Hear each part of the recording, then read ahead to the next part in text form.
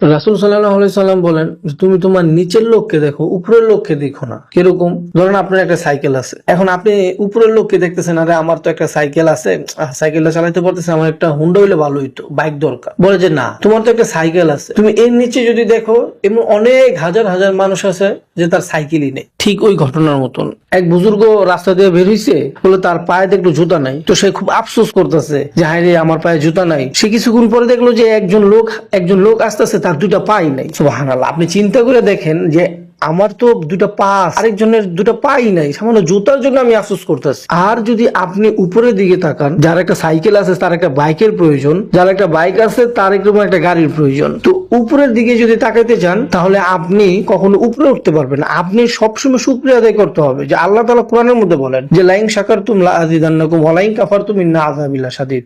যে আমার নিয়ামত পেয়ে নিয়ামতের শুকরিয়া আদায় করব, আমি তার নিয়ামতকে আরো বাড়াই দেব। সুবহানাল্লাহ। আর যে নিয়ামত পেয়ে না শুকরিয়া করব, আল্লাহ তাআলা এখানে ধমক দিয়েছে, ইন্না আযাবি লাশাদীদ, আমার আযাব বড়ই কঠিন। এই জন্য আমাদের বেশিকে বেশি শুকরিয়া আদায় করতে হবে।